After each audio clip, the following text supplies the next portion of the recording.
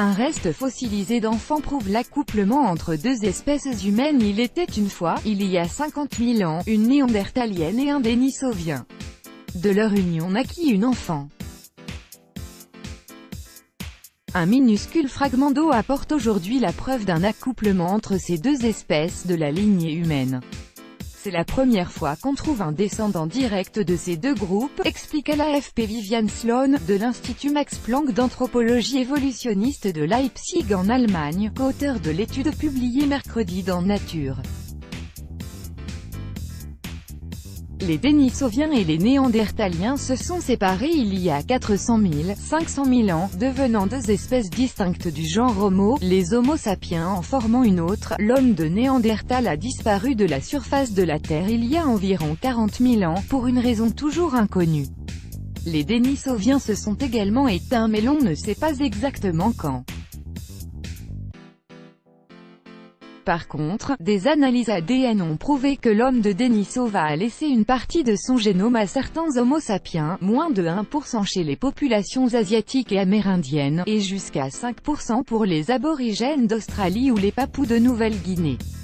De la même manière, tous les humains modernes à l'exception des Africains ont dans leur génome environ 2% d'ADN légué par Néandertal, preuve des croisements qui ont pu se produire entre ces espèces dans un lointain passé. Déni, cette histoire familiale est révélée par un os de 1,5 cm, si petit que les chercheurs ne pouvaient dire au premier abord s'il avait appartenu à un hominidé ou à un animal. L'enfant de Néandertal et Denisova. Copyright AFP, Simon Malfatto découvert en 2012 dans une grotte des montagnes de l'Altaï en Sibérie, près de la frontière actuelle entre la Russie et la Mongolie. Déni, comme l'ont appelé les chercheurs, appartenait à un être de sexe féminin d'au moins 13 ans, vivant il y a environ 50 000 ans. L'os viendrait de son fémur, de son tibia ou de son humérus. La grotte où elle est décédée, dite de Denisova, était déjà célèbre pour avoir livré les premiers restes fossiles de l'homme de Denisova, des fragments d'une phalange d'auriculaire.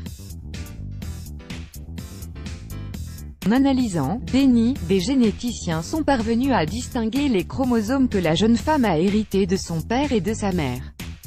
Pas de doute pour eux, ils lui ont été légués par une néandertalienne et un dénisovien. J'ai d'abord pensé qu'il y avait eu une erreur en laboratoire, raconte Svante Peatrema-Bo, également chercheur à l'Institut Max Planck et co-auteur de l'étude.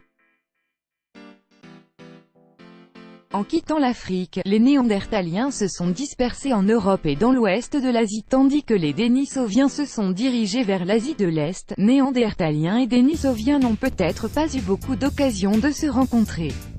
Mais quand cela arrivait, ils ne semblaient pas avoir de préjugés les uns envers les autres, note Svante Peatrema-Bo qui est à l'origine de l'identification de l'homme de Denisova. Ils devaient s'accoupler fréquemment, beaucoup plus que ce que nous pensions auparavant, sinon, nous n'aurions pas été aussi chanceux, ajoute-t-il. Tout droit de reproduction et de représentation réservé, copyright 2018, Agence France Presse.